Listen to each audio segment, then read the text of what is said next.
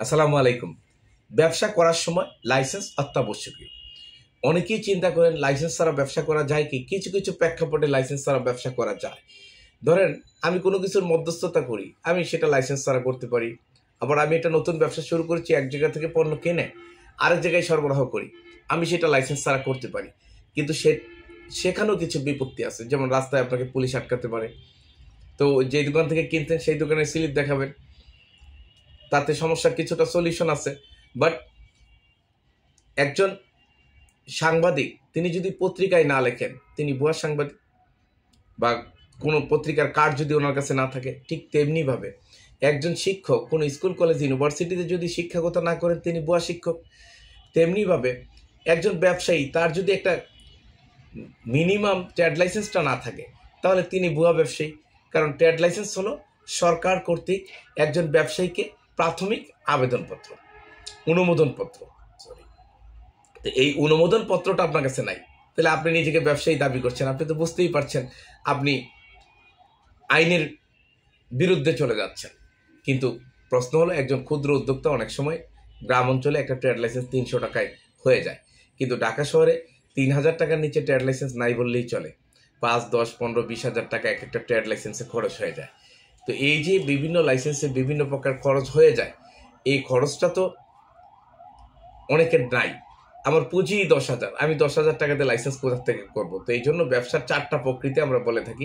Micro মানে অতি ক্ষুদ্র, আরেকটা হলো স্মল মানে ক্ষুদ্র, মিডিয়াম মাঝারি, লার্জ বৃহৎ।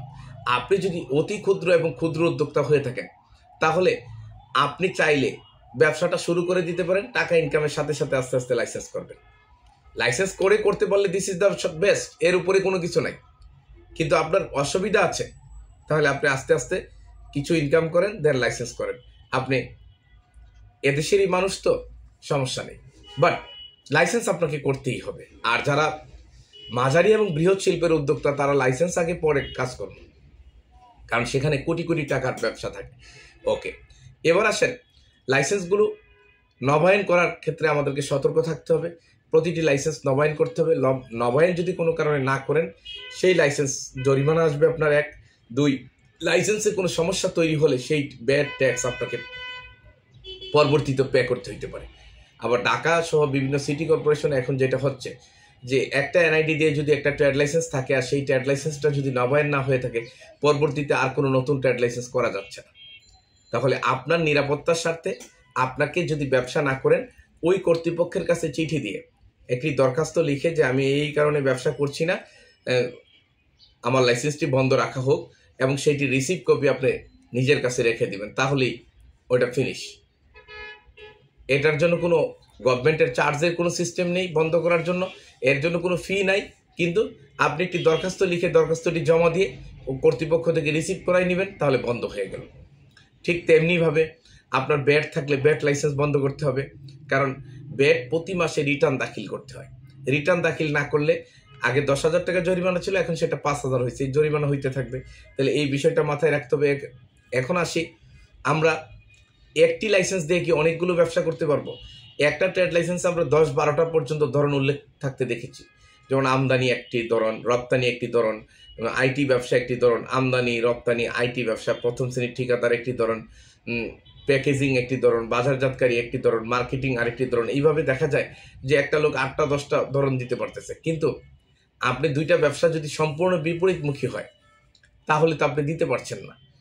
এই জন্য আপনার রিলেভেন্ট ব্যবসাগুলো আপনি একই লাইসেন্সে দিতে পারছেন, আবার ঠিকানা এক হতে হবে। একটা সিস্টেম হলো, আপনার ধরেন আমি হুজাইফ এন্টারপ্রাইজ, আমার লাইসেন্সে 15টা ধরন আছে, নো ইস্যুস। কিন্তু আমি বাংলাদেশের 15টা জায়গায় অফিস করছি, 15 জায়গায় আমাকে আলাদা আলাদা ট্রেড লাইসেন্স নিতে হবে। তাহলে ওই জায়গার ট্রেড লাইসেন্সগুলো হলো ব্রাঞ্চ অফিসের ট্রেড লাইসেন্স, ছোট ট্রেড লাইসেন্স। আর এই যে ঢাকায় মূল যে ট্রেড লাইসেন্সটা সেটা বড় ট্রেড লাইসেন্স। সেই জন্য আপনাদেরকে বুঝতে হবে যে কোনো জায়গায় আপনি যদি আউটলেট নেন এবং তার যদি সাইনবোর্ড থাকে, ট্রেড লাইসেন্স আপনার জন্য বাধ্যতামূলক। যদিও এগুলো তত তদারকি নাই, সেইভাবে চেক হয় না, বা মোবাইল টিম বা ম্যাজিস্ট্রেটের নেতৃত্বের টিম সেভাবে ঘুরে না, কিন্তু বাট ইটস ভেরি ইম্পর্টেন্ট, এটা আপনাকে করতে হবে। তাহলে এখন প্রশ্ন হলো, আমি কি একটি ট্রেড লাইসেন্স করে সারা দেশে পণ্য ক্রয় বিক্রয় করতে পারবো? জি, আপনি একটি ট্রেড লাইসেন্স করে সারা দেশে পণ্য ক্রয় বিক্রয় করতে পারবেন।